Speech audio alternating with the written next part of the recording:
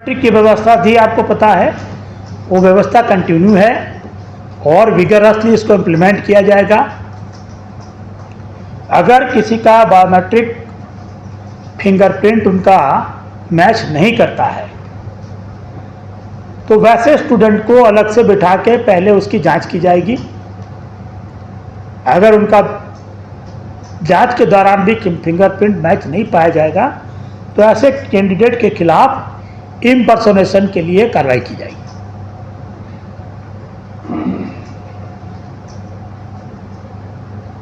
सभी सेंटर पर जैसे पहले ही बताया था जामर लगे रहेंगे, तो परीक्षा के दौरान और परीक्षा के पहले भी जामर के माध्यम से उस एरिया को सैनिटाइज किया जाएगा।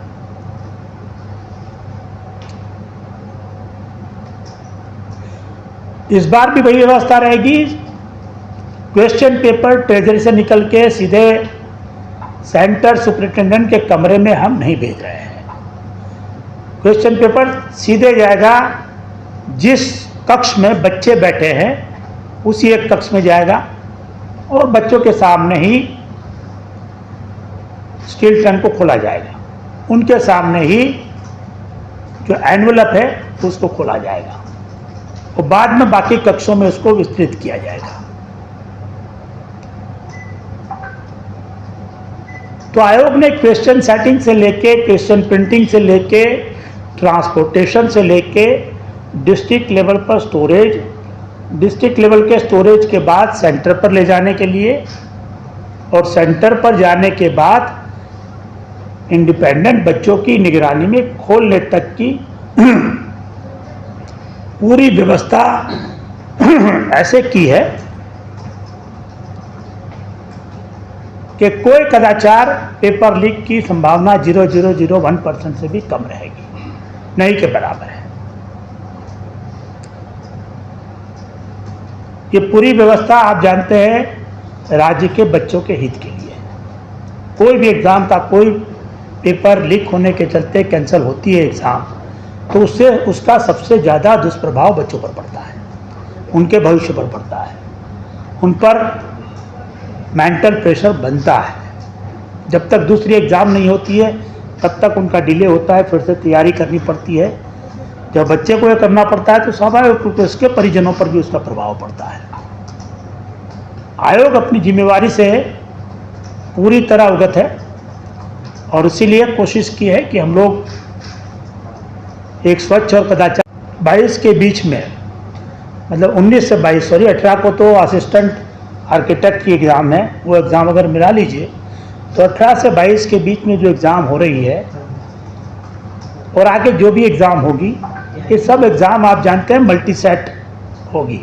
पहले क्वेश्चन पेपर का एक ही सेट बनता था, लेकिन अब एलिमेंट और सरप्राइज जोड़ने के लिए सभी एग्ज़ाम हम लोग मल्टी सेट करेंगे। इसका मतलब होता है कि एक पर्टिकुलर एग्ज़ाम में एक से अधिक सेट रहेंगे।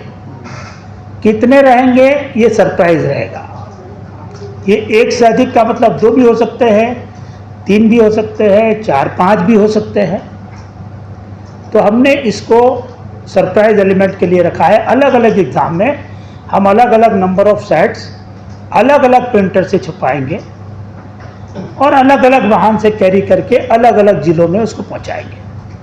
तो ये पूरी व्यवस्था एलिमेंट और सरप्राइज के लिए की गई है कि इस पर्टिकुलर एग्ज़ाम में ये सभी कलर, ये सेट है कलर कोडेड रहेंगे।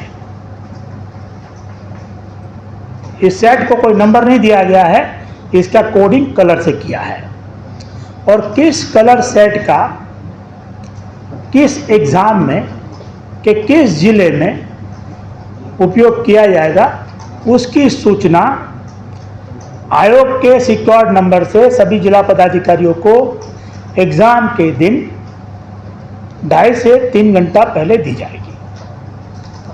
तो 18 तारीख से जो एग्ज़ाम है, 19 तारीख से जो एग्ज़ाम है, उसमें सुबह 9 बजे इसकी सूचना दी जाएगी कि कौन वाला सेट यूज़ किया जाएगा और 9:30 बजे से बच्चों की एंट्री एग्ज़ाम सेंटर में शुरू हो जाएगी। ये एंट्री 11 बजे तक ही हो पाएगी। और अगर 9 बजे तक हम लोग कलर कोड जो यूज़ करना है वो डिसाइड करते हैं, तो उस कलर कोड का क्वेश्चन पेपर को सेंटर पर पहुंचाने के लिए पेट्रोलिंग मजिस्ट्रेटों के पास 1 से 1.5 घंटे का ही टाइम रहेगा, जो कि पर्याप्त है एक जिला में। पहले 2 पाली में एग्ज़ाम होती थी, हम लोगों ने इस बार एक ही पाली में किया है। 19, 20, 21 की एग्ज़ाम एक पाली में है, 22 और तारीख को जो एग्ज़ाम है वो 2 पाली में हम लोग कर रहे हैं। सेट के साथ साथ जैसे मैंने बताया, हर जिला में पहले 2 जिले पर एक ट्रक क्वेश्चन पेपर भेजे जाते थे, मतलब 2 जिले के मिला के भेजे जाते थे। इस बार उसमें चेंज किया गया है, इस बार एक जिले में एक ट्रक होगी। इसका मतलब है ताला कहीं खुलेगा नहीं, जो भी प्रिंटर से चला वो सीधे एक डिस्ट्रिक्ट में पहुंचेगा, वहीं ताला खुलेगा। और सभी जो व्हीकल होंगे ऑब्वियसली वो जीपीएस ट्रैकर से लैस होंगे। साथ में उसमें ड्राइवर के अतिरिक्त रिस्पॉन्सिबल ऑफिसरों को, एम्प्लॉय को प्रतिनिधित्व किया जाएगा। तो प्रिंटर के वहाँ से अलग अलग राज्य में, देश में, नॉर्थ, साउथ, ईस्ट, वेस्ट जहाँ भी है, वहाँ से प्रिंटर से अगर आता है क्वेश्चन पेपर, तो वो किसी पदाधिकारी, किसी कर्मचारी, किसी परमानेंट एम्प्लॉई की निगरानी में ही जाएगा।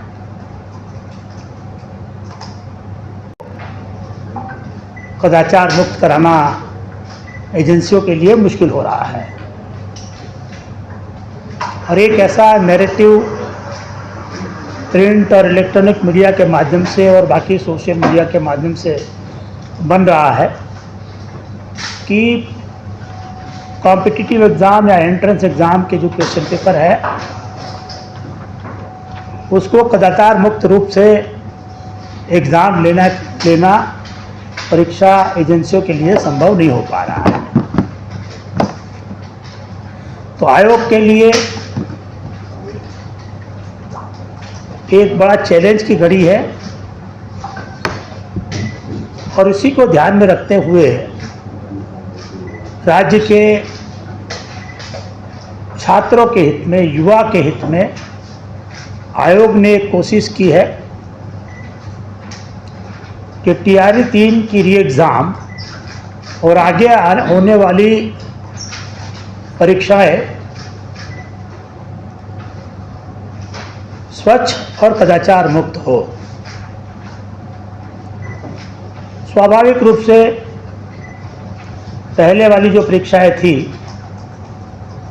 जिस तरह से वो कंडक्ट की गई थी, उसमें आयोग ने काफ़ी सुधार किए हैं। काफ़ी सारे सुधार को हम लोगों ने जून महीने में जो 28 और 29 तारीख को हेड टीचर और हेड मास्टर की जो एग्ज़ाम ली थी उसमें लागू किया था। जिनको मौका मिला होगा आप लोगों में से, उन्होंने ज़रूर देखा होगा या ज़रूर सुना होगा उसके बारे में हमने क्या क्या चेंजेस किए हैं। चेंजेस को आगे आने वाली एग्ज़ाम में, मतलब 18 से जो एग्ज़ाम हो रही है उसमें भी करेंगे, और एक एलिमेंट ऑफ सरप्राइज हम लोग हमेशा आगे वाली हर एग्ज़ाम में बनाए रखेंगे। इसका मतलब ये है कि आगे आने वाली हर एग्ज़ाम में कोई न कोई ऐसा एलिमेंट होगा जो आपने पिछले वाली एग्ज़ाम में नहीं देखा होगा, चाहे उसके पैकेज की डिज़ाइनिंग हो, पैकेजिंग का कलर हो, नंबर ऑफ क्वेश्चन सेट्स हो, एग्ज़ाम लेने की पैटर्न हो।